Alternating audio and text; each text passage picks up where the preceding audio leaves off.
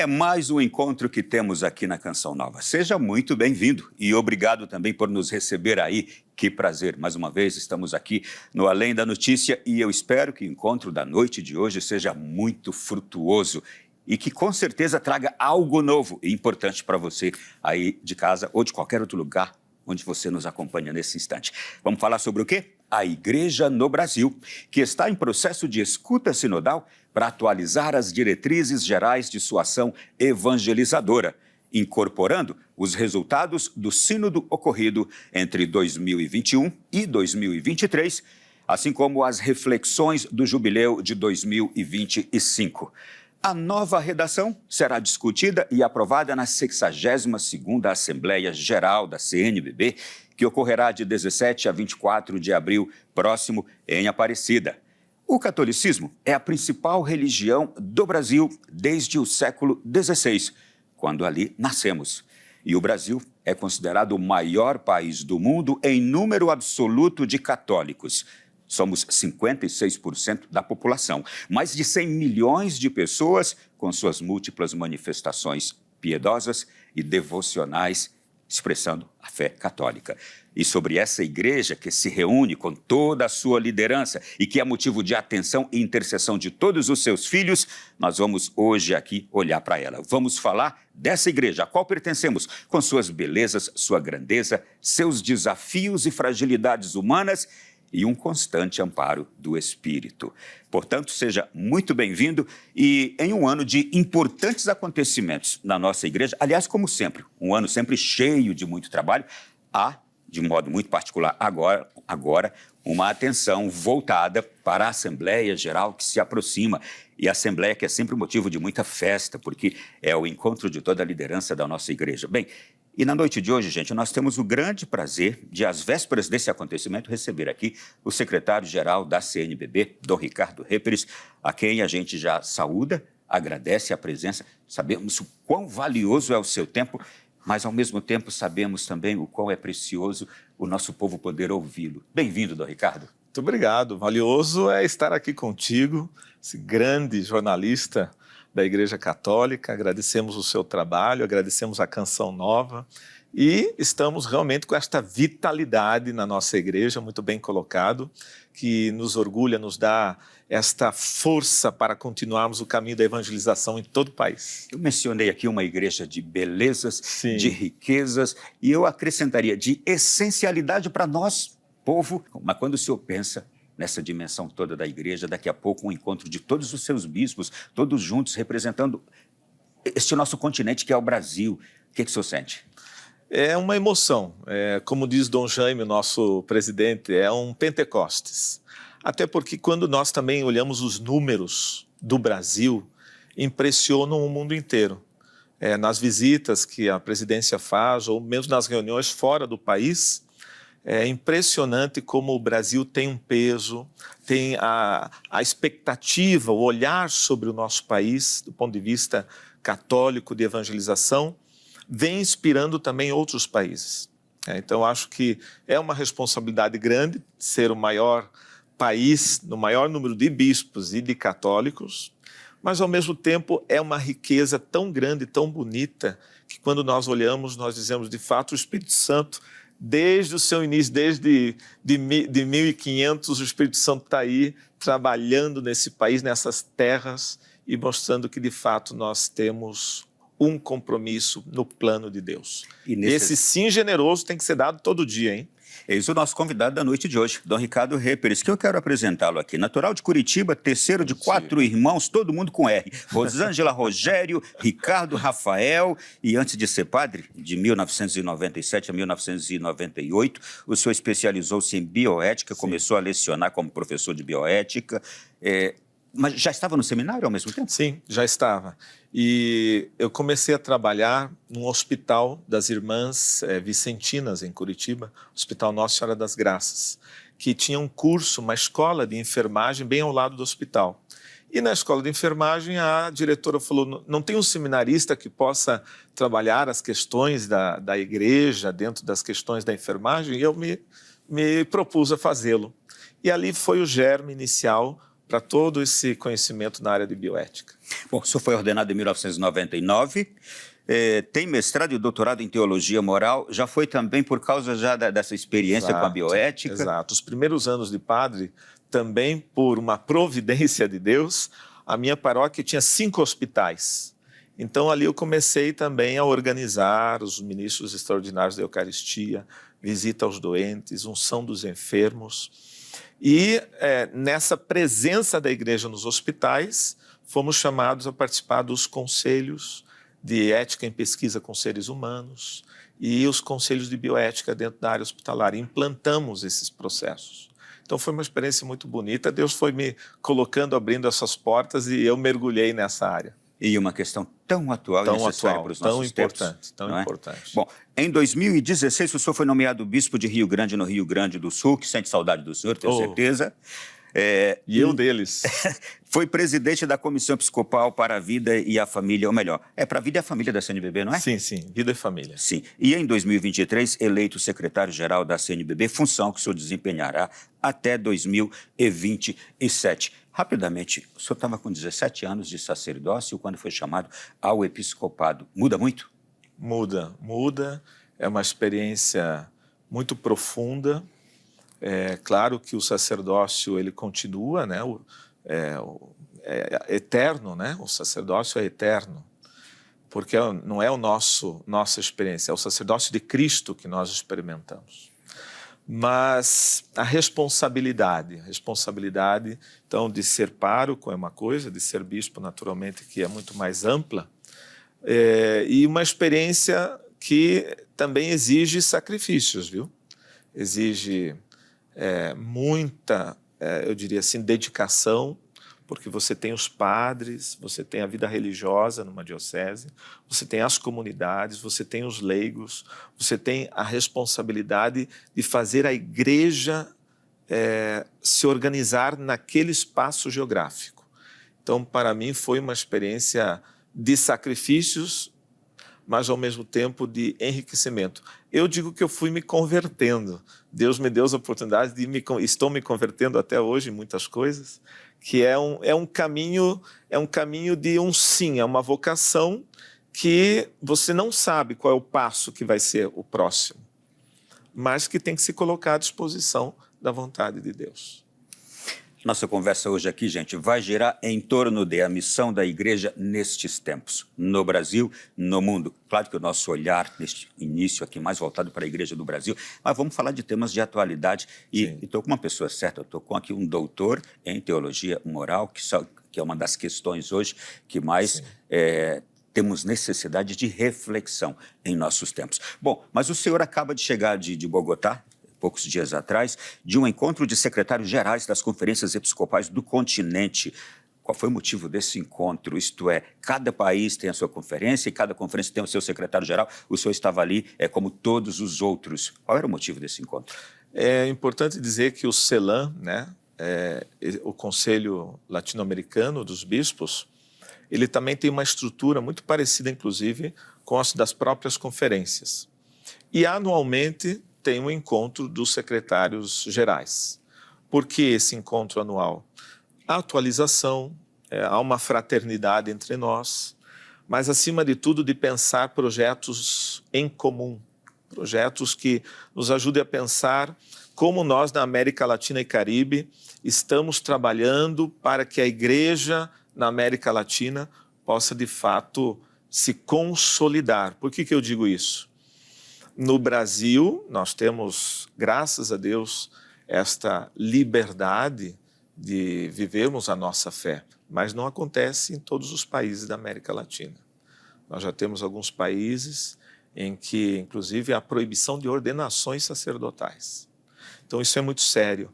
E aqui há uma presença nossa também eu diria, de solidariedade com esses países que estão em grandes dificuldades, como é o Haiti, como é a Nicarágua, como é Cuba e, claro, a própria Venezuela, em momentos bem difíceis. Então, é um momento também de solidariedade, de apoio, de presença e de atualização, do ponto de vista de encontro.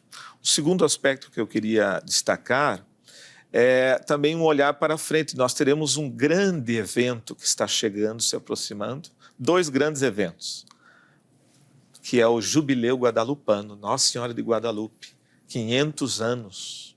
Então, 2031 será um momento muito especial de vivermos esta espiritualidade mariana, que não é algo só do México, mas é a presença de Maria em todos os países, em todas as igrejas locais. É a Mãe de Deus que se manifestou de um modo tão particular, tão belo, para a nossa realidade cultural. Com sinais extraordinários, inquestionáveis, comprovados pela ciência. Inquestionáveis. É sobrenatural. Sim. Então, a gente fica até emocionado de dizer. Então, está toda uma preparação, vai ter todo um tríduo, uma preparação para isso. Então, é um momento muito oportuno de fazermos trabalhos em conjunto, né? Todo o continente, então, viverá intensamente. Viverá intensamente. E depois o Jubileu da Redenção, que 2033, veja como nós somos privilegiados, estamos vivendo esses tempos de jubileu, né? E também isso nos traz uma responsabilidade de aproveitarmos esse momento favorável da igreja, da história cronológica que entra no Kairós de Deus. É nós trazermos para a nossa experiência o tempo de Deus na vida da igreja. O senhor mencionou aqui no início dessa resposta essas situações dolorosas de alguns desses países onde há dificuldade da liberdade de expressão da nossa fé. Muitas vezes, quem está nos acompanhando agora não ouve, não lê, mas a igreja está trabalhando num certo escondimento em favor dessa outra igreja que está sofrendo aqui perto, do lado? Perfeito. É muito importante dizer que, como países, né, e como conferências, nós respeitamos o caminho interno de cada uma das igrejas particulares. Então, existem muitos modos de ser solidário. Muitas vezes nós podemos expressar isso oficialmente, muitas vezes não podemos. Muitas vezes essa solidariedade se faz no silêncio. Até para o bem daquela própria igreja. Exato, que ali está até sofrendo. Para preservar, sim, para preservar o que eu diria a segurança dos católicos locais. E essa resposta, né? Eu imagino que ela serve também para muitas causas mundiais, quando também a igreja e o Papa trabalham de uma forma preservando muito sempre a segurança. Discreta. Porque aqui tem questões diplomáticas que envolvem questões seríssimas diplomáticas. Mas eu posso lhe dizer com toda certeza, há um vínculo fraterno entre nós que é indissolúvel. O mundo pode nos dizer, não queremos vocês, mas o amor de Cristo nos une. Então, de muitos modos nós podemos nos ajudar. Nem sempre isso é possível explicitamente visibilizar esta ajuda, mas ela está acontecendo da melhor maneira possível. Deixa eu continuar nossa conversa, tem muita coisa aqui, tá? Nós estamos em tempo celebrativo, né? Sim. Tivemos agora, recentemente, a celebração do bicentenário das relações diplomáticas Brasil-Santa Sé, embora a gente esteja ali bem no nascimento do Brasil, mas oficialmente essas relações diplomáticas completaram agora 200 anos. Foi um conjunto de celebrações que nós tivemos aqui em Brasília. Como é importante ressaltar este momento, explicitá-lo, mostrá-lo para o nosso país. De fato, a igreja não é uma organização que começou ontem, né? E o senhor falou muito bem, na verdade não são 200 anos, são 500 anos, mais de 500 anos, né? Porque a igreja, o Brasil começou com uma Santa Missa, então, pensando nisso. Mas as relações diplomáticas, é bom deixar bem claro, é o momento em que a Santa Sé reconhece o Brasil, né? Reconhece a independência do Brasil. E aí começa, então, todo um processo de diálogo entre o Brasil e o Estado, a Santa Sé. E isso foi muito importante, inclusive, para a história do Brasil, porque um reconhecimento da Santa Sé ajudou o Brasil também a ser reconhecido por outros países, né? Ajudou o Brasil, inclusive, a ampliar a diplomacia para com outros países. E também, lembrando que não se trata aqui só de uma questão diplomática, mas de uma originalidade nossa. Por mais que hoje nós entendemos que o Estado é laico, e graças a Deus é laico, que temos as outras religiões e todas têm seu espaço e sua responsabilidade, mas a Igreja Católica ela tem uma história construída. É uma história que extrapola a mera perspectiva religiosa. Ela também tem sua incidência na área da política, na área da construção dos direitos humanos, na área da doutrina social da Igreja. Então, não é algo que se constrói de um dia para o outro. É, eu diria assim, um acervo de experiência humana que a Igreja contribui para o país onde ela está.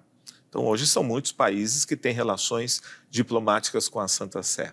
Mas nós fomos aí praticamente o quarto país que realmente, eu diria, consolidou de uma maneira ininterrupta até hoje.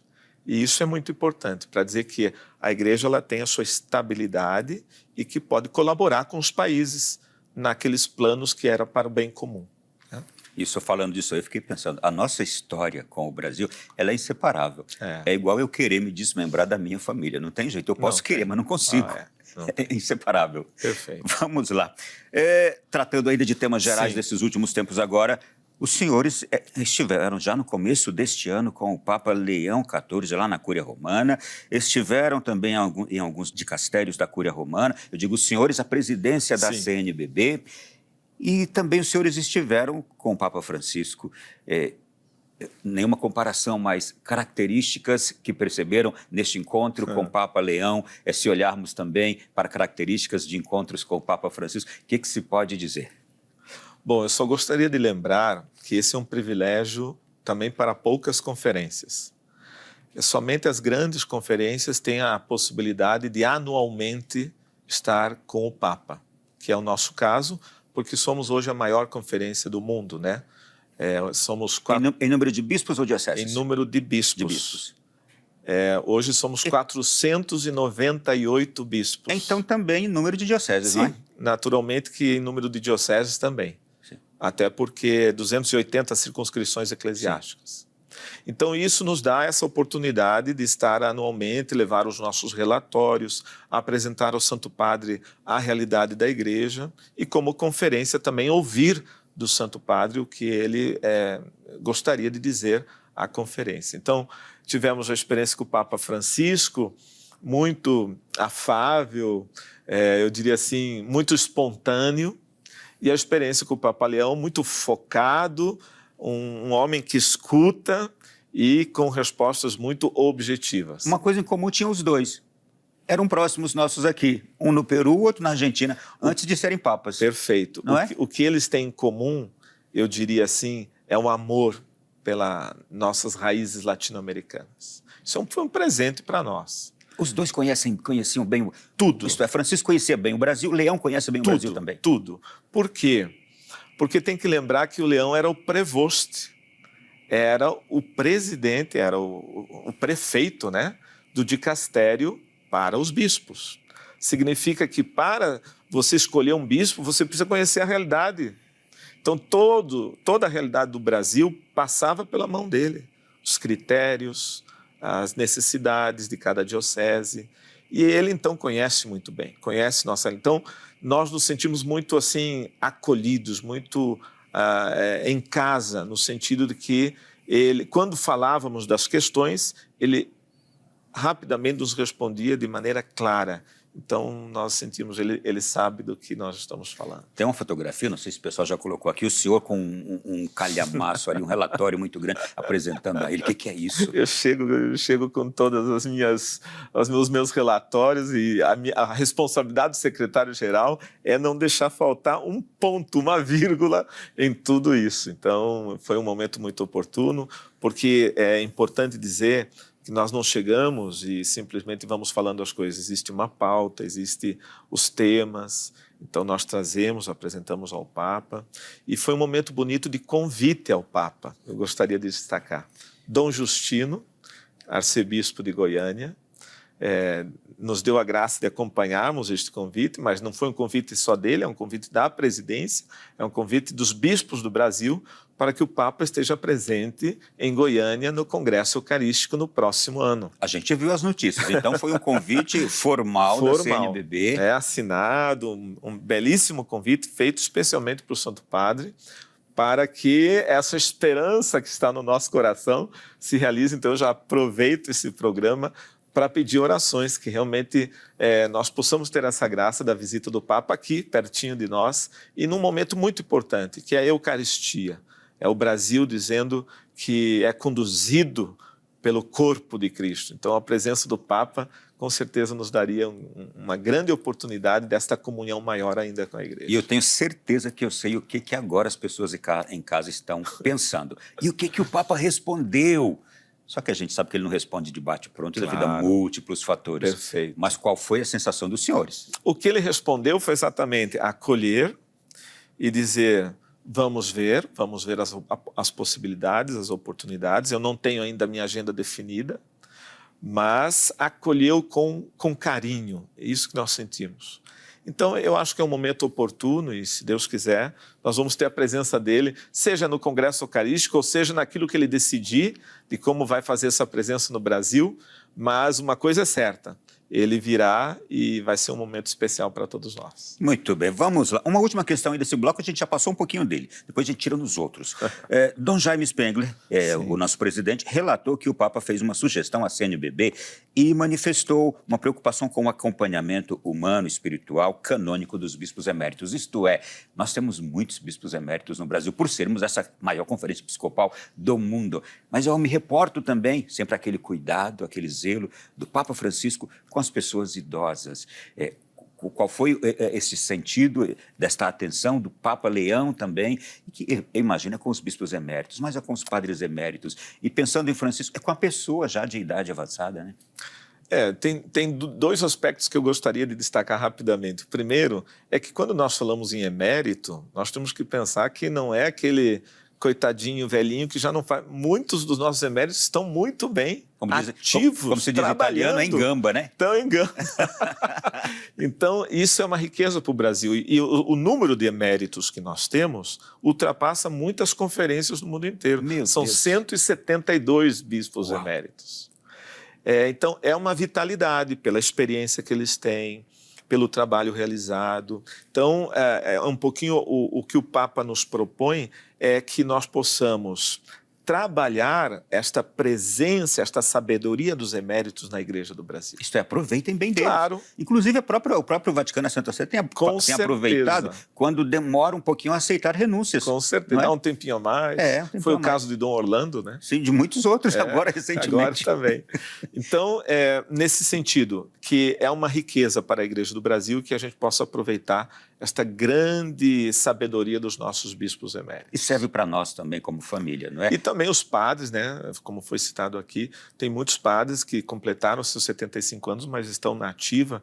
Então, hoje, falar em terceira idade, já não se fala mais em terceira idade, mas se fala exatamente desse tempo em que as pessoas vão aprendendo a envelhecer melhor e vão colaborando com a sua capacidade, sua sabedoria para o mundo todo. Vamos falar sobre a Assembleia Geral dos Bispos, que vai acontecer daqui a poucos dias? Vamos lá. No próximo bloco, tá bom? Okay. Intervalo é bem rápido, a gente já volta.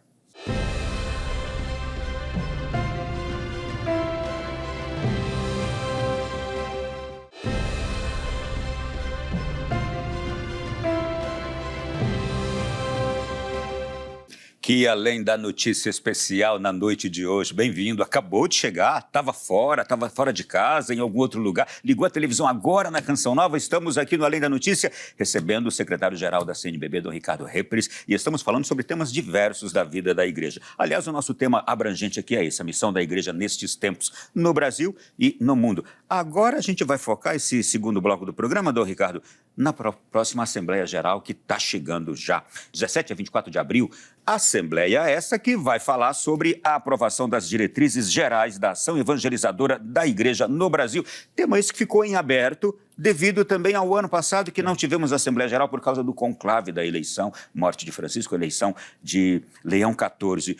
Dom Ricardo, esse tema, ele nós já vivemos, mas ele é um tema em constante atualização, não é?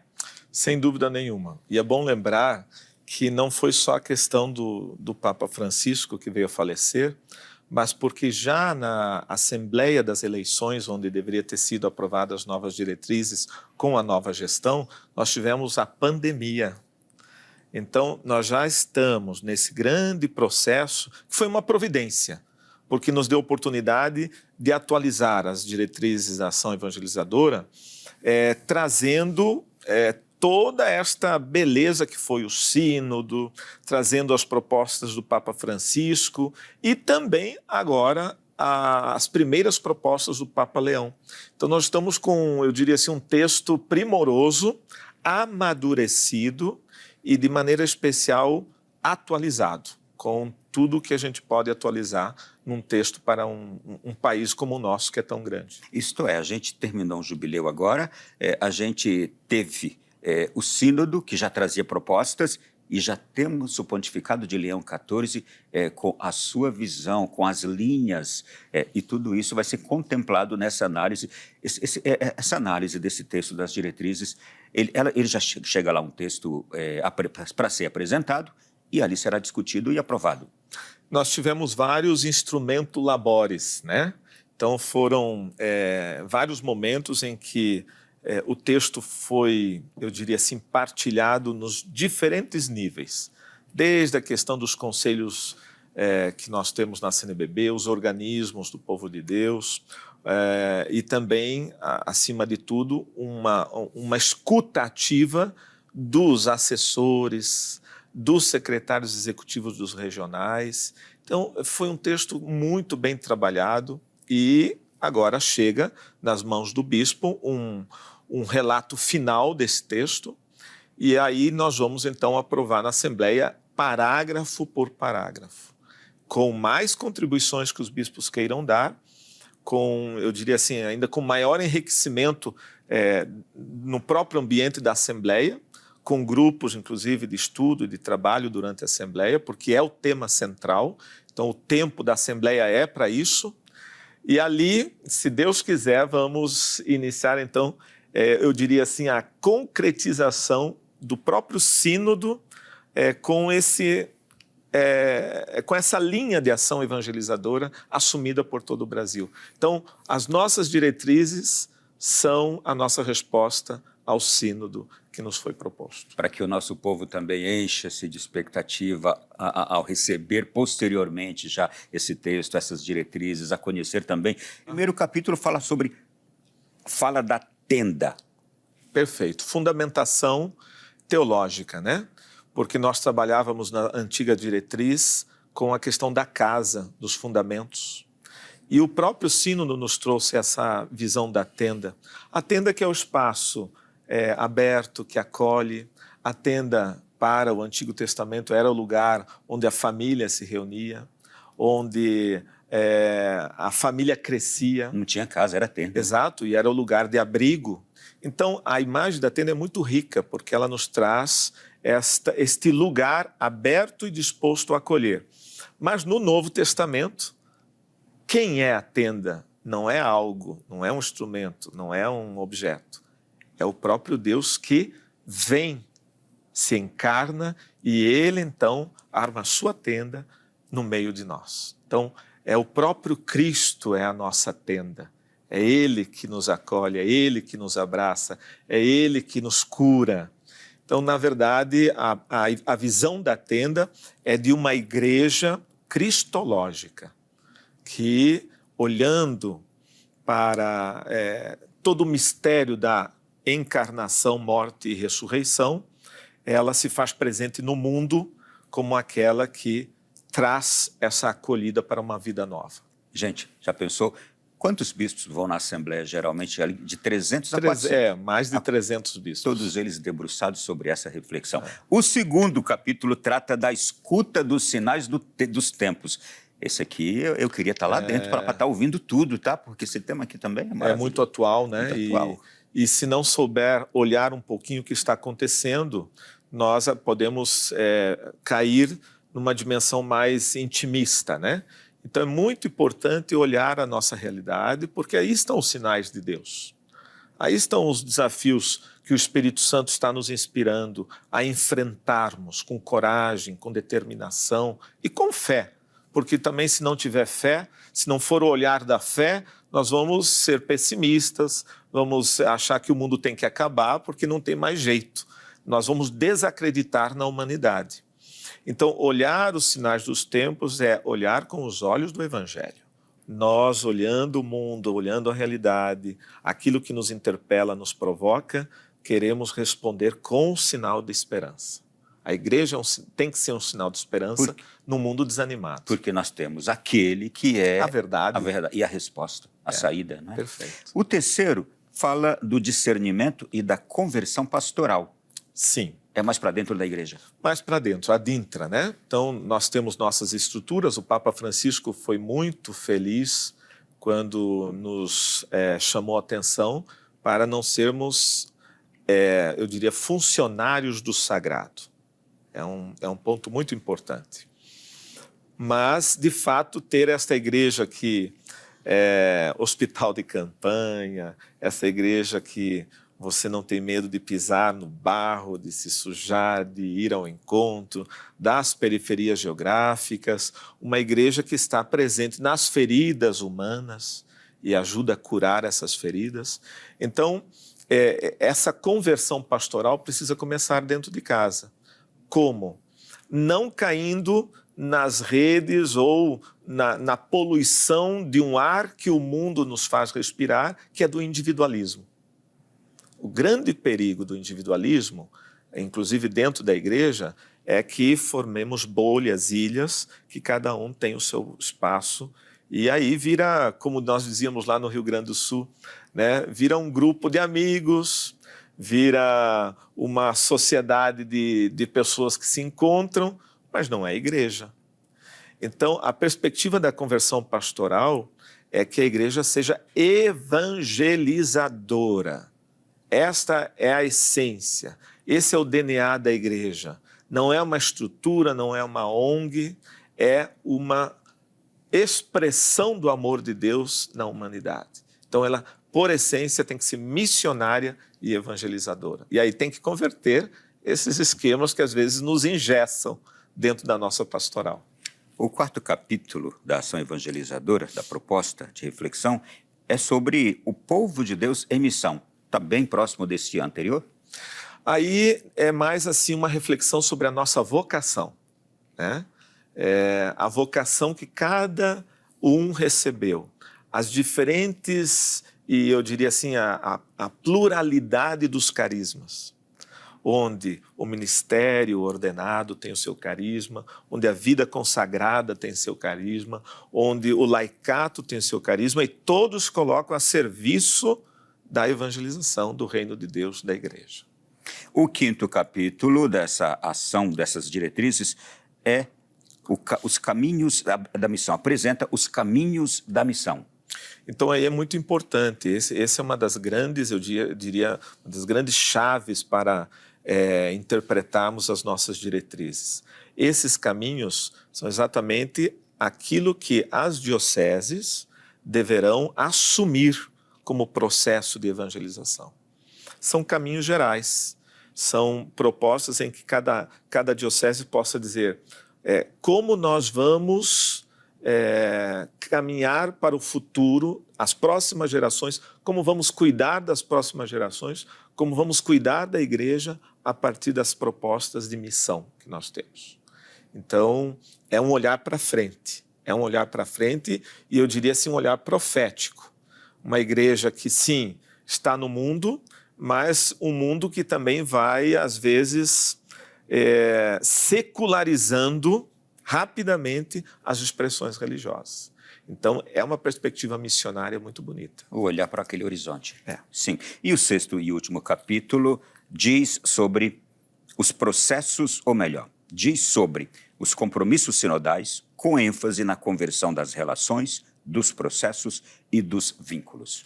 Então, veja, a partir desta missão missão que nos faz nos comprometer com a iniciação à vida cristã, com a palavra de Deus, missão que nos faz ter cuidado com a vida, defesa da vida, promoção da vida, missão que nos faz ter a opção preferencial para os pobres, missão que nos faz respeitar e valorizar a piedade popular, a liturgia, a vida litúrgica. Isso tudo vai trazer para nós uma perspectiva de uma igreja viva, uma igreja que precisa manter esta vitalidade. E como é que nós vamos manter essa vitalidade? Nas estruturas que já estão aí, não precisa criar coisas novas. Então, eu tenho um conselho de pastoral, eu tenho um conselho econômico, eu tenho um conselho diocesano. Vamos fortalecer esses conselhos, vamos tornar esses conselhos lugar de crescimento de fé, de perspectiva de renovação espiritual, de perspectiva missionária. Então, não precisamos de novas estruturas, precisamos fortalecer aquelas estruturas que nós temos. Tá. Bom, eu imagino que nessa final é que entra também um diálogo com este mundo hoje, um mundo que pensa diferente, um mundo que se afasta do sagrado, do religioso. Entra também nessa última aqui. E lembrando que a igreja nunca está fechada em si mesma, né? Ide pelo mundo pregar o evangelho a toda criatura. Então, a perspectiva da igreja é sempre dialogal. Eu diria assim, essa expectativa de trazer o sínodo na nossa particularidade, no dia a dia das igrejas, das comunidades, dinamiza muito isso, porque eu tenho que exercitar a escuta, inclusive a escuta do outro que não me aceita, a escuta do outro que é contra mim, a escuta do outro que pode estar me prejudicando. Então, nesse sentido, a igreja tem um know-how e ela é especialista em humanidade. Depois que a gente analisa esses 6 pontos aqui, eu fiquei imaginando, essas novas diretrizes, elas visam o quê? Fazer frente a uma necessidade permanente de ir atrás daqueles para evangelizá-los, mas ao mesmo tempo também de revigorar a vida interior da igreja. Em síntese, seria isso? Ad intra e ad extra. Uma igreja que cuida, que mergulha no mistério da encarnação, morte e ressurreição e renova todo dia esse compromisso de fé, sendo missionária, e uma igreja que tem algo a dizer ao mundo, que tem algo a colaborar, que não está aqui só para si mesma, mas que tem que levar esta palavra de esperança e mostrar que sim, é possível começarmos o reino de Deus aqui, que o reino de Deus precisa ser conhecido aqui. Então, acho que é um momento especial da Igreja do Brasil, assumindo essas diretrizes e dinamizando ainda mais o nosso trabalho rumo ao jubileu de 2033. Depois que terminarmos essa Assembleia Geral agora, com as novas diretrizes já concluídas, há algum calendário, há algo a ser implementado, como será em cada diocese? Como dissemos aqui, tem coisas que já estão caminhando muito bem, não é? Mas há um passo seguinte após a... Com certeza. Então, nós temos a aprovação das diretrizes, em seguida nós vamos ter os próprios regionais levando para as suas dioceses a proposta. Então, imagine que todas as assembleias de comunidade, assembleias paroquiais, assembleias diocesanas e planos de pastoral vão começar então agora a adaptar as suas atividades às novas propostas. E, a partir disso, nós vamos dar um tempo de 3 anos e faremos uma avaliação dessas diretrizes, como elas estão, se foram implantadas, quais pontos foram avançados, quais não conseguiram avançar, para renová-las por mais 3 anos. Essa é a nossa proposta. Perguntas agora mais práticas sobre a Assembleia Geral dos Bispos do Brasil. Como é que se consegue reunir e manter ali cerca de 300 bispos ali em Aparecida? A gente sabe que tem já uma estrutura em Aparecida para acolher milhares. Sim. Né? Mas como é que se faz, como é que a CNBB organiza tudo isso? Eu quero dizer aqui, em primeiro lugar, aproveitando essa oportunidade, meu muito obrigado a toda a equipe que realmente prepara. É um mutirão de pessoas, e de instituições. Então, aqui o nosso agradecimento. De fato, desde questões de logística, questões de liturgia, as questões mesmo de programação, é algo intenso, são 10 dias. Quando a gente fala isso nas outras conferências, eles ficam pensando, parece ser impossível. Mas é impressionante como ali também tudo vai fluindo conforme o Espírito Santo vai conduzindo. Então, é um trabalho que começa no dia seguinte que termina uma assembleia, começa a preparação da próxima assembleia. É impressionante. Mas com os conceps, né, que são os conselhos de pastoral, os 12 presidentes das comissões, mais o conselho permanente, que são os presidentes das comissões, mais os presidentes dos regionais, nós vamos construindo durante o ano todas as perspectivas, tanto que existe uma programação. Tem reuniões que é para avaliar, tem reuniões que já é para preparar a pauta e tem reuniões que já é para definir os detalhes da Assembleia. Então, é o ano todo preparando. Bom, e aqui também os cumprimentos a toda a Aparecida, o complexo de Aparecida, verdade, que contribui imensamente com sua estrutura para que isso aconteça. Não é? Nossa gratidão. Viu? Sim. Dom Ricardo, a gente vai para o próximo bloco já. Nele nós vamos falar sobre uma igreja que não para de trabalhar. Os senhores agora estão com foco na Assembleia. Na hora que acabar, tem um calendário para o ano todo. Tem atividades, tem tantas ações. Nós vamos para o intervalo já. Eu vou trazer coisas preciosas que a igreja está fazendo ao longo desse ano. Olhando já para o ano que vem, Congresso Eucarístico Nacional. Bom, intervalo, voltamos já.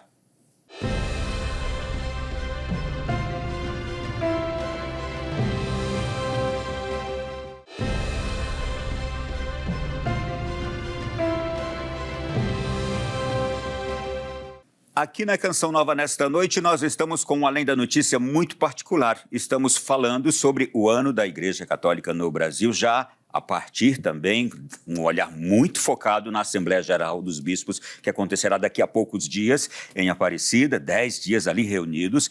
E agora, neste bloco aqui com o Dom Ricardo Represa, a gente quer falar sobre trabalho. Não falta trabalho. Aliás, na igreja não há desemprego, né, Dom Ricardo? Para o leigo não tem falta de trabalho. Não tem. Olha, a gente tem aqui agora um planejamento das pastorais de 2026 que eu fiquei impressionado. Nós estamos na igreja e a gente sabe que ela caminha o tempo inteiro. Ronaldo, a questão é que nós temos 12 comissões. Então, imagine que cada uma... E além das 12 comissões, nós temos também comissões especiais. Então, cada uma tem uma agenda, cada uma tem as suas atividades. E essa é a riqueza, eu diria, é o motor que faz girar o Brasil nas suas dimensões mais importantes. É isso que nos leva aí é isso que leva você e a sua comunidade paroquial. Exato. Você que pertence àquele grupo, àquela pastoral, aquele movimento. Você está nesse motor todo aqui, não é? Dom Ricardo, não vai dar para falar de todas as comissões. Não. Já peço perdão aqui a vocês, aí, representantes das comissões diversas. Quero destacar aqui algumas atividades importantes deste ano. Vamos lá. Comissão Bíblico-Catequética vai apresentar critérios orientativos para o Ministério dos Catequistas, a organização da catequese da iniciação à vida cristã, diálogo sobre a ordem dos sacramentos para as crianças e o Encontro Nacional de Catequistas em Aparecida. É um trabalho lindo que vem sendo feito. Um abraço a Dom Leomar e aos catequistas do Brasil todo. 2 destaques aqui. Esse encontro nacional é um momento auge, né? De todo um trabalho que é feito nas bases. Os nossos catequistas são a vida da igreja, então tem que ser valorizado cada vez mais. E ali é um momento também para se encontrar, se atualizar, e cada ano está crescendo esse encontro nacional. Ele está se fortalecendo por quê? Porque estamos percebendo que também esses grandes encontros e eventos, eles reanimam, reforçam o trabalho que é feito nas bases. Então, nossos parabéns aí realmente à equipe. E uma coisa bonita, uma boa notícia é que estamos, se Deus quiser ainda esse ano, vai ser lançado já os primeiros livros. A coleção Encontro. Exatamente, que é algo oficial da CNBB, claro, respeitando todos os que já têm os seus trabalhos, os seus caminhos, mas já era um pedido de muitos bispos, muitas dioceses, que a CNBB tivesse uma proposta catecumenal, né, desse caminho de iniciação à vida cristã. Então, uma boa notícia é que os primeiros livros vão sair aí, se Deus quiser. E o senhor pode falar para a gente, mais ou menos agora, para os pais, essa coleção Encontros, o que ela vai propor em seus livros? Iniciação à vida cristã mais genuína, né? Então, realmente, essa experiência com Cristo, uma catequese que faz se voltar à fé, que faz a experiência pessoal eu diria assim, de adesão, o seu sim realmente a Cristo, a partir da catequese do dia a dia. E aí, claro, também pensando nos adultos, né? Tem aí, é impressionante o número de adultos voltando para a Igreja Católica. É impressionante. É um fenômeno. E, aliás, mundial, né? Mundial.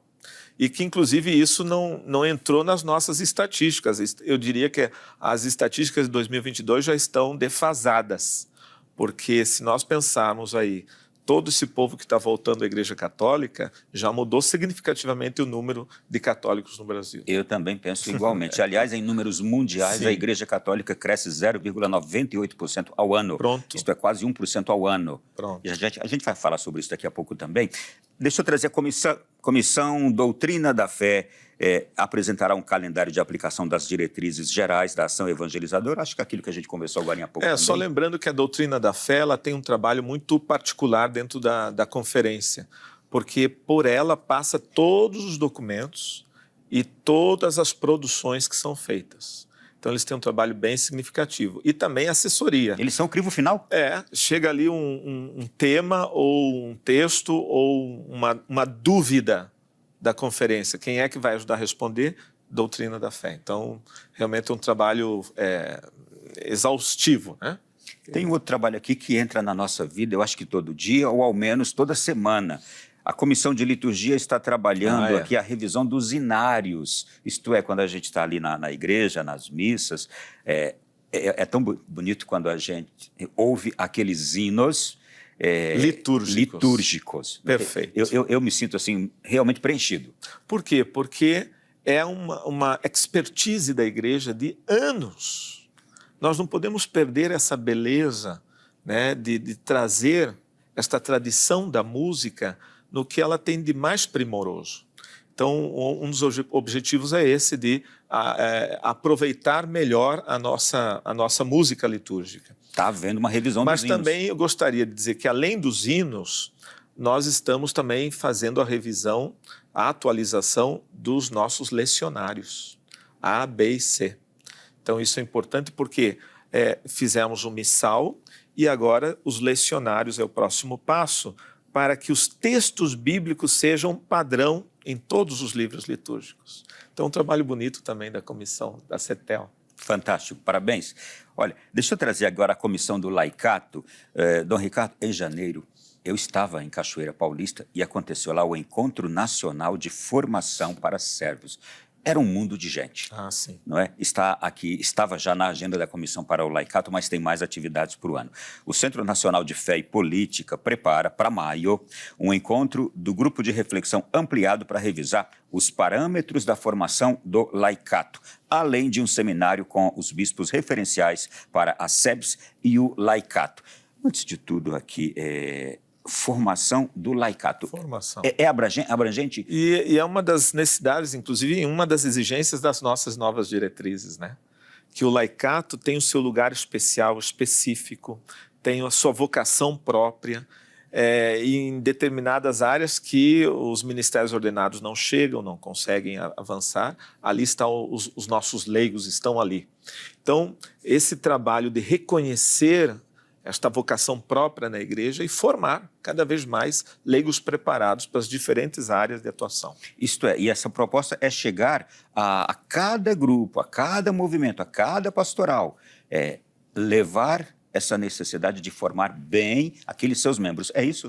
E além de formar, ajudar a vinculá-los naquela vocação que lhe é própria. É a presença da igreja nos hospitais, quando tem médicos católicos, é a presença da igreja nos tribunais, quando tem juízes católicos, é a presença da igreja na fábrica, no trabalho, na universidade. Então, aqui, os leigos são a vitalidade da igreja. E precisamos valorizá-los e, por isso, formar cada vez mais os nossos leigos. Vamos seguindo aqui ainda. Bom, estou vendo aqui também que o Centro Nacional de Fé e Política, Cefep, é ele que trabalha também a preparação do leigo para compreender este mundo e no caso o nosso país, as questões políticas? Perfeito, é a doutrina social da igreja, né? Nós temos aí, claro que precisamos avançar muito nessa consciência, inclusive não é só uma questão de saber a doutrina, mas aplicá-la. A doutrina social da igreja precisa ser aplicada, principalmente na questão política, com acompanhamento dos nossos próprios políticos, que muitas vezes nós nos encontramos com eles, fizemos ano passado, ano retrasado, alguns encontros, e tem essa perspectiva. Eu sou leigo, eu represento a política, eu tenho um cargo político, mas nem sempre, às vezes, a igreja está presente e acompanhando. E eles têm muitas dúvidas sobre a doutrina social da igreja. Então, também aqui assessorar esta área, não só formando leigos para, eu diria, ter consciência do papel da política no mundo, mas formando também políticos que saibam implantar a doutrina social da igreja naquilo que ela traz para o bem comum da sociedade. Eu tenho conhecido trabalhos muito bonitos e muito bem feitos nessa preparação. E creio que a gente já começa a perceber, ou começará muito em breve, o reflexo desse trabalho de formação, sobretudo da pessoa, daquele leigo, para fosse sentir um chamado vocacional, atuar na política com dignidade. O que o senhor tem percebido nessa área? Eu acho que avançamos muito, né? Avançamos muito. E aqui vamos reconhecer também o trabalho da CNBB. São mais de 73 anos que a conferência se dedica também a esse diálogo com o mundo da política para mostrar que sim, é possível uma sociedade mais justa, fraterna e solidária, unindo fé e política como forças para um mundo melhor. Esse é o aspecto. Então, avançamos, mas ainda precisamos avançar muito mais. Principalmente no mundo polarizado que estamos, parece que as coisas estão em conflito, mas é necessário dar um passo para um diálogo maior. Eu posso já avançar aqui e perguntar para o senhor, esse é um ano importante para todos Sim. nós, a gente vai ter eleições gerais, não é? Sempre, a cada ano assim, a igreja tem uma linha de orientação para todos os seus filhos. Naturalmente, esse ano nós teremos novamente, mas essas linhas estão sempre focando em quais aspectos? Na responsabilidade, né? Responsabilidade do voto. Esse é o ponto. A formação da consciência. Gaudium et Spes, número 16, nos diz exatamente que a consciência é o sacrário, onde Deus nos fala. Ter essa lucidez que um voto tem uma grande responsabilidade. E aí, trabalhar exatamente essa dimensão que cada cidadão tem que ter consciência da importância da sua participação na construção da sociedade. É muito perigoso quando nós começamos a ver o crescimento de abstenções nas eleições. É muito perigoso isso. Pode ser aí um desengajamento moral, e aqui eu digo como teólogo moral, um desengajamento moral que fragiliza as nossas instituições e a sociedade como um todo. Porque quando eu digo eu não tenho nada a ver com isso, eu não quero me envolver com isso, eu estou exatamente me desengajando, né? Estou dizendo que eu não me importo com o que vai acontecer. Isso é muito triste do ponto de vista de consciência, uma consciência laxa, frágil, fragilizada. Portanto, a igreja, ela conclama, ela chama, vamos participar, vamos ter consciência da responsabilidade do voto, vamos conhecer bem os nossos candidatos, vamos, acima de tudo, Ronaldo, ver propostas, porque também quando a política vai na linha da paixão, ela fica pouco racional, ela pode cair num sentimentalismo, e no sentimentalismo nós não fazemos escolhas certas. Então, política é racionalidade, é projeto, é construção, é consciência. Então, é muito importante que cada cidadão tenha essa perspectiva. Em quem eu estou votando? Eu tenho clareza do projeto dessa pessoa? Eu tenho clareza do que ela pensa sobre os valores da igreja, do evangelho? É esse o caminho, é mais difícil, porque exige o quê? Discernimento. Mas é o caminho que a igreja propõe. O senhor falava e eu fiquei pensando, no voto, como na vida, a gente pode acertar e errar. Não é? Agora, a diferença é quando a gente para, reflete, a nossa consciência recebe a ajuda da formação que a gente dá a ela e da informação. Perfeito. Daí o estudar, daí o se debruçar sobre tudo isso. A nossa consciência vai ser iluminada se a gente estiver apresentando a ela elementos para isso. É levar muito a sério esse dever, não é? Esse é um momento oportuno, pois não adianta a gente reclamar. Nós temos a oportunidade de fazer esse discernimento e esse momento é agora. Façamos com a melhor maneira possível e, acima de tudo, pedindo também que o Espírito Santo nos inspire. É um ato de fé também. É um ato de fé acreditar que Deus nos ajuda a fazermos as escolhas certas quando essas escolhas são feitas com racionalidade, com abertura de coração e com estudo, acima de tudo. E isso, com estudo, com oração, com informação, a gente não vai brigar, a gente vai até saber dialogar. Exatamente. Não é? Dom Ricardo, vamos falar de um assunto bonito aqui, agradável. São quase 7.000 diáconos permanentes na igreja. Olha, estamos chegando lá. Uau! É uma vocação belíssima, belíssima, que precisa também ser melhor conhecida, né? Eu lá em Rio Grande, quando estava na Diocese de Rio Grande, eu tinha os diáconos, que eram um número de 10 diáconos, mas era uma força para a igreja local. Não ficava uma pessoa sem ser acompanhada no cemitério, nas exéquias, que os diáconos tinham uma programação de acompanhamento. Então, esse é um trabalho que pode ser feito, sim, nas exéquias, nos hospitais, na caridade. A vocação diaconal é um presente da igreja para o mundo. Então, acho que realmente os nossos diáconos permanentes têm muito a nos oferecer com esse seu carisma. Que sejam despertados e incentivados os bons homens em nossas comunidades. Amém, não amém, é? Exatamente. Bom, eu estou vendo, e eles acabam de ganhar um estatuto, né? Sim, nós estamos agora aprovando os estatutos de todos os organismos, né, que fazem parte da CNBB e que agora nós chamamos de instituições vinculadas à CNBB, segundo o novo estatuto. Então, os estatutos todos dessas instituições vinculadas precisam passar por uma adequação aos estatutos da CNBB. Então está bonito o processo, estão trazendo, o Conselho Permanente analisa, os nossos assessores canônicos analisam e praticamente estamos no final.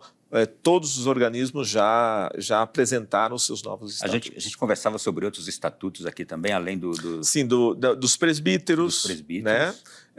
Os estatutos da OSIB. A OSIB significa? A Organização dos Seminários, né, maiores de todo o Brasil, dos leigos, do laicato, porque também tem, e dos diáconos permanentes. Então, Bom, será que a gente conhece esses estatutos? Você aí que está dentro dessas categorias aqui mencionadas, vale a pena, não é? Claro, é uma riqueza para o Brasil. Mostra a organização do Brasil, uma igreja dinâmica, mas orgânica. Né? Esse é o fundamental. Deixa eu avançar ainda no planejamento 2026-27. Olha só, Comissão da Educação e Cultura está trazendo aqui. O setor ensino religioso conduz um mapeamento da efetividade da presença da disciplina nas universidades, nos sistemas municipais e estaduais e nas escolas católicas. O que dizer sobre isso? Bom, lembrando que esse, Ronaldo, é um setor da Comissão Educação e Cultura.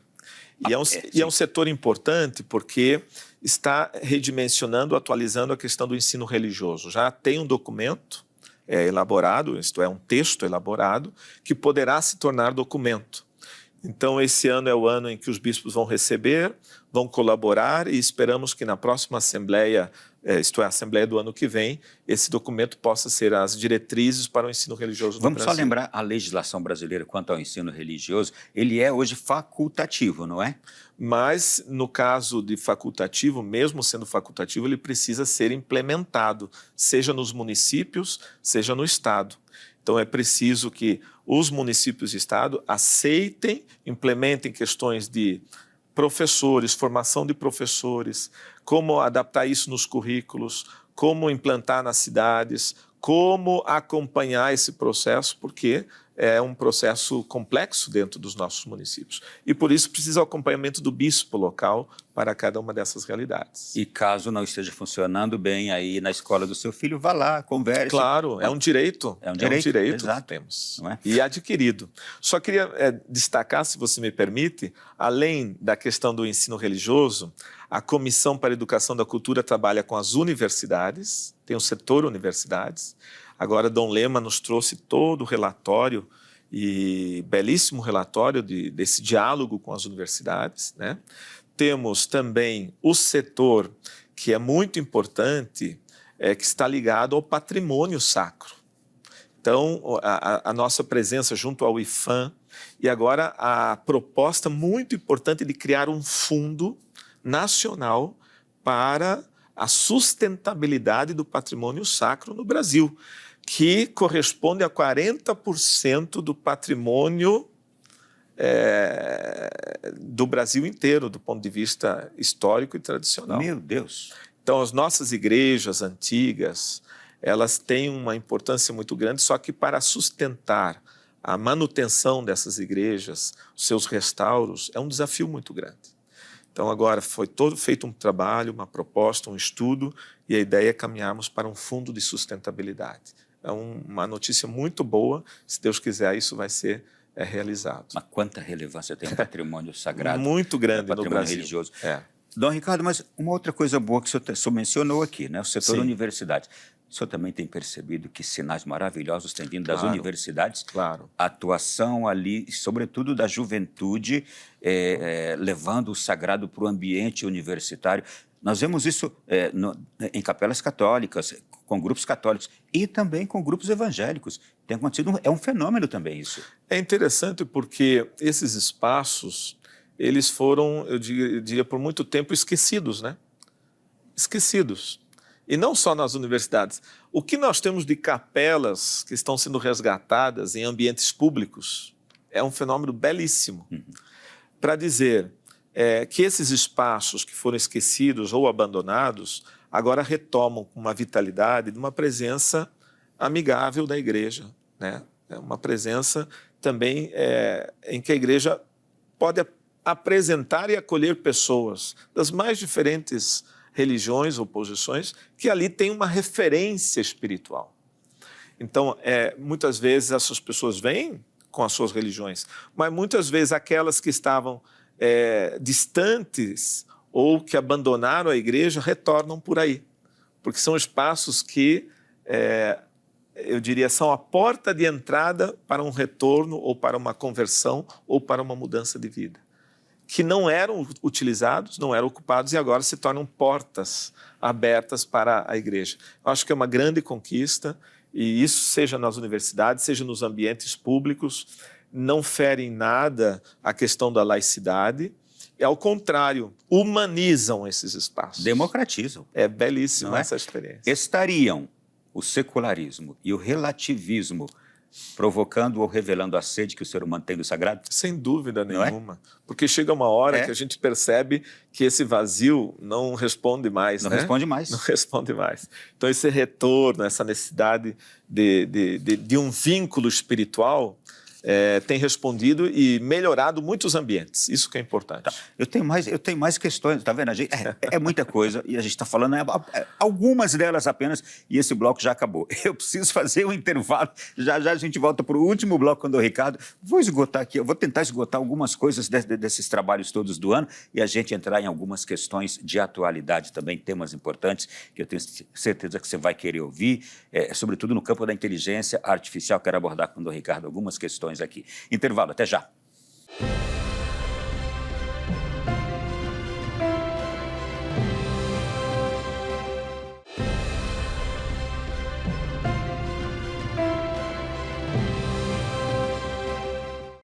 Nós estamos de volta aqui nesta noite no Além da Notícia, recebendo o secretário-geral da CNBB, do Ricardo Represi, falando de assuntos diversos sobre a vida da nossa igreja. Aliás, está vendo essa tela aqui ao fundo? Mostra a igreja sempre em ação, gente. Olha, no início de março, realizou-se em Belo Horizonte um encontro nacional de diretores espirituais, promovido pela Organização dos Seminários e Institutos do Brasil, OSIB. O foco principal das reflexões foi o impacto da inteligência artificial na formação e no acompanhamento espiritual. Está chegando a todo mundo essa questão da inteligência artificial, né, Dom Ricardo? Em todos os lugares. E que tem que chegar mesmo. Nós não podemos achar que isso é algo que está fora da nossa alçada religiosa. Ao contrário. A tecnologia está aí, ela existe, ela precisa ser integrada e precisa da ética. E quem é que vai colocar ética, se não a igreja ajudando a refletir sobre o assunto? Então, se tem alguém que tem uma reserva ética para colaborar nessa dimensão, é a igreja. E não podemos nos omitir em relação a isso. Agora, como fazer, de que maneira nós podemos também interagir, porque é um processo muito veloz, né? Mas a gente não pode achar que está fora da nossa responsabilidade.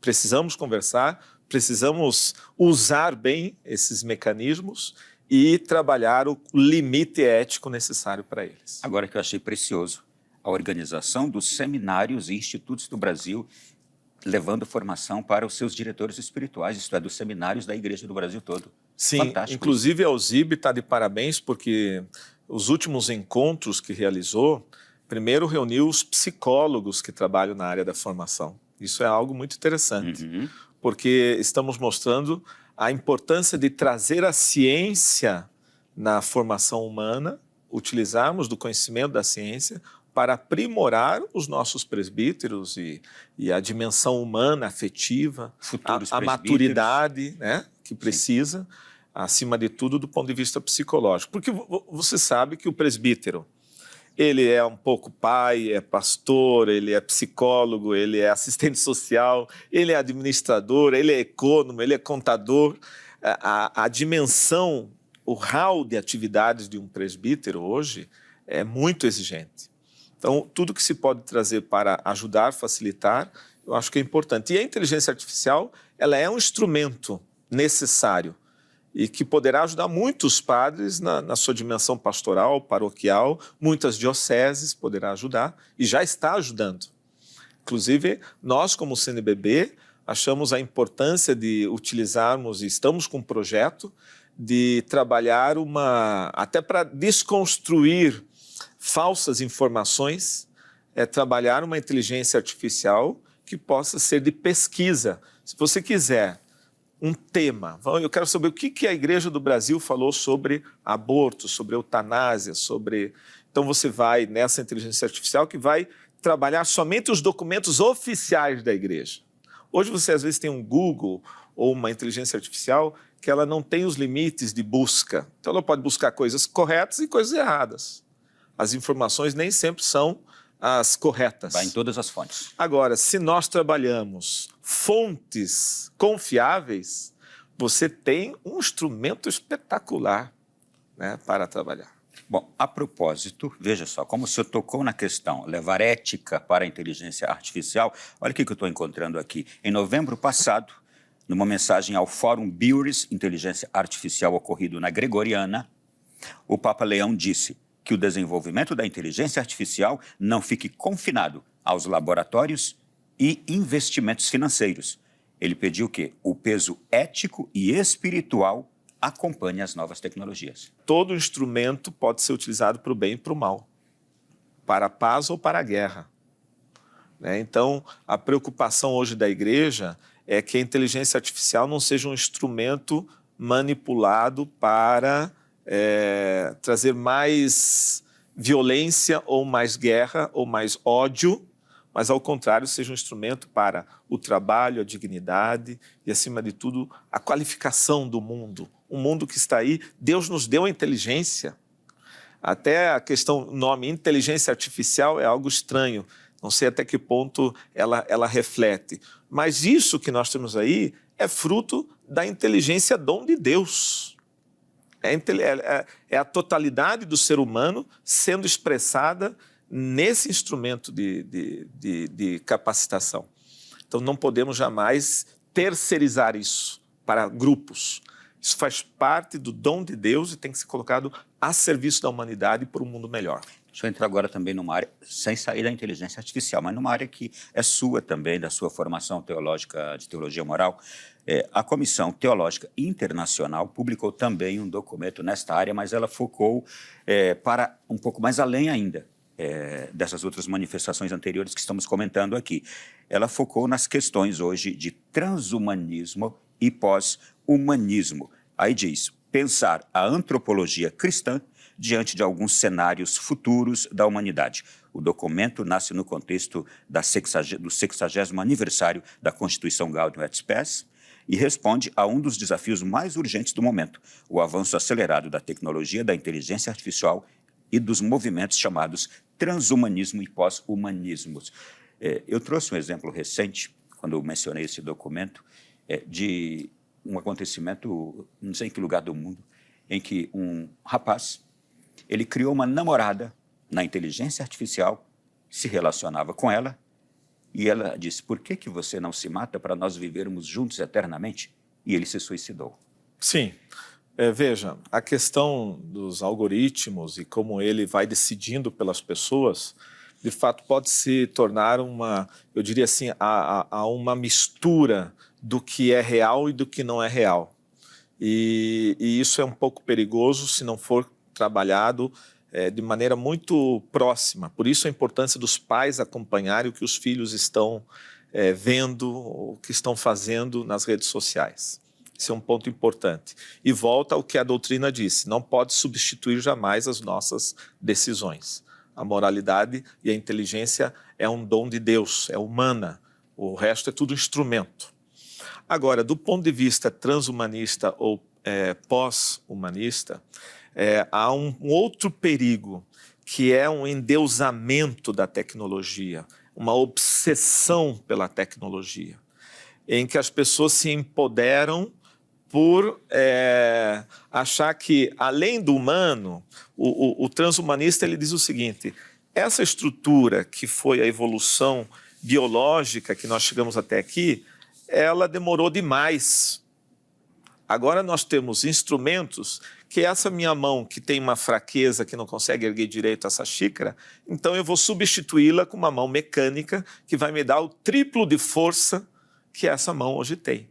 Então eu uso da tecnologia para mudar a estrutura humana para que ela se torne mais poderosa. É uma obsessão, é a não conformação com o estado biológico atual e tornar-se exatamente empoderado com a tecnologia que vai me dar mais força, capacidade, mais inteligência e tudo mais. Então, o transhumanista acha que a biologia já não dá conta do que nós queremos. Nós agora vamos construir um novo ser humano. É muito perigoso isso. Assim como nós falamos em obsessão terapêutica, que é lá no hospital, quando a pessoa já teve, o organismo já teve o seu limite, ele não suporta mais, mas lá entra a tecnologia e a obsessão, não, essa pessoa vai se manter viva. Então você põe um aparelho, você mantém a pessoa artificialmente por uma obsessão terapêutica para ela não morrer, mesmo que o organismo já não tem condições de viver. Então existe uma obsessão tecnológica, né? É uma obsessão tecnológica para dizer, nós queremos um ser humano forte, não mais esse que a biologia nos dá hoje, essa evolução que aconteceu, nós vamos agora construir um novo modelo de ser humano. É um perigo muito grande, é uma ilusão. Um mapa demográfico global revela dados surpreendentes para este ano de 2026. De acordo com projeções recentes, apenas 8 de cada 10 nascimentos no mundo em 2026 ocorrerão na Europa, América do Norte e Oceania. Nesses 3 continentes, de 100, apenas 8. A esmagadora maioria dos novos membros da humanidade, 85%, nascerá na África e Ásia. Só a Ásia deverá registrar cerca de 49% de todos os nascimentos globais. A África virá em seguida com 36% do total. A América Latina e o Caribe representaram 7%. O peso demográfico da Ásia permanece forte devido à sua vasta população, China, Índia. A África continua em crescimento populacional, apesar de décadas de campanhas internacionais por meio da ampla promoção de contraceptivos e do aborto. Para o Ocidente, isso levanta uma questão civilizacional. Se uma cultura não se reproduz biologicamente, pode esperar perdurar institucionalmente? Dom Ricardo, agora é importante uma mensagem às famílias, aos homens e mulheres, aos jovens casais. Acho que é importante falar algo a eles, né? Sem dúvida nenhuma. Essas estatísticas são preocupantes. E aí retomamos, né, Paulo VI, que profeta esse homem, que se preocupou muito com essa questão da natalidade. E não foi compreendido na sua fala, no seu momento, né?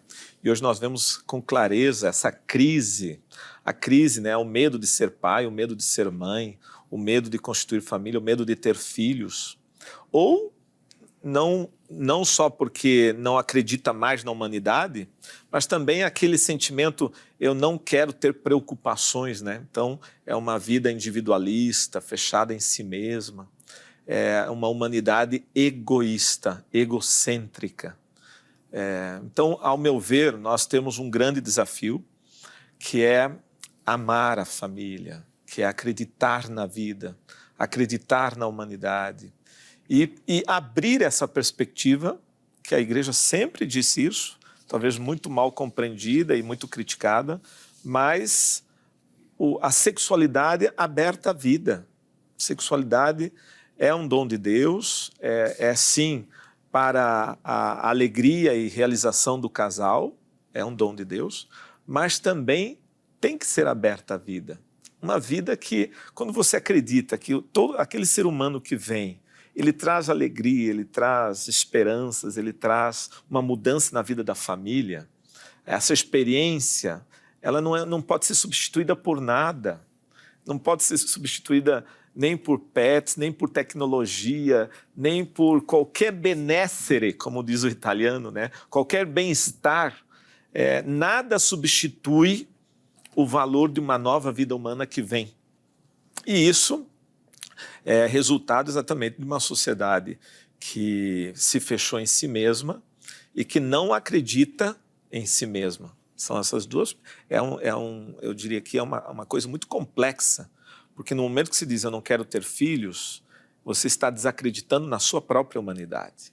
No momento que você opta por isso. Nós estamos falando em outras situações que às vezes o casal não pode ter filhos ou tem uma situação biológica de saúde. Então, são outras questões. Mas quando se opta, não queremos mais ter filhos, podendo ter, tendo a capacidade de ter, então isso é um egoísmo que vai desconstruindo a própria humanidade. Quer dizer, eu não acredito mais na minha humanidade. Eu ouvi um pregador, recentemente, ele dizia assim, onde tem criança, tem bagunça, tem desorganização, tem barulho? Tem, mas tem vida. Onde tem criança, então, tem vida. E é isso que a gente tem que olhar. Não, e do ponto de vista também político, organizacional, de equilíbrio de uma sociedade, é fundamental, né? Então, nós vamos vendo o Brasil, a queda de natalidade do Brasil, já vai dando problemas estruturais, inclusive questão de trabalho, questão de aposentadorias. Tudo isso aqui vai comprometendo toda a estrutura social, né? Toda a saúde econômica toda a saúde de uma nação, toda a saúde de uma nação. Mas não é esse aspecto para nós o mais importante. E a gente traz isso como... Todavia, nós vamos ver daqui a pouquinho essa curva virar por causa disso, né? Exatamente. A gente está alertando por um fator positivo. Exatamente. Mas esse fator negativo vai chegar nos governantes. Sem dúvida. A abertura à vida equilibra uma sociedade. Equilibra uma sociedade. Então, no momento que uma sociedade diz não às crianças, ou não protege as crianças, ou elimina as crianças no ventre materno, ela está se autodestruindo. Tem pauta aqui para mais um ano de programa, tá? Mas eu sei do nosso tempo, quero agradecer enormemente a sua presença, mas quero lhe pedir uma palavra agora também de esperança, porque nós estamos num ano importante em nosso país e a gente está recebendo notícias muito preocupantes. Eu falo do contexto social, político, com tantas coisas assustadoras, mas, ao mesmo tempo, nós somos a Igreja de Cristo, nós somos o povo de Cristo. Temos que olhar para isso de uma forma que não nos desanime e não deixar o povo brasileiro desanimar, sempre com um olhar de esperança. Quero lhe pedir uma palavra final também, ao mesmo tempo que já lhe agradeço por essa presença aqui em nosso programa. Eu que agradeço, é muito bom estar com vocês. Agradeço o trabalho de evangelização que vocês fazem, agradeço a oportunidade da CNBB estar aqui. A CNBB muitas vezes é criticada por falta de conhecimento, pelas pessoas não entenderem o que significa essa colegialidade dos bispos, que é um dom de Deus também, que deu à nossa igreja, de um número tão grande de bispos e uma fraternidade tão grande entre nós. Então, dar essa oportunidade que a CNBB se expresse e mostre as belezas que nós temos também na igreja, a vitalidade da Igreja do Brasil, é uma alegria para nós. Muito obrigado.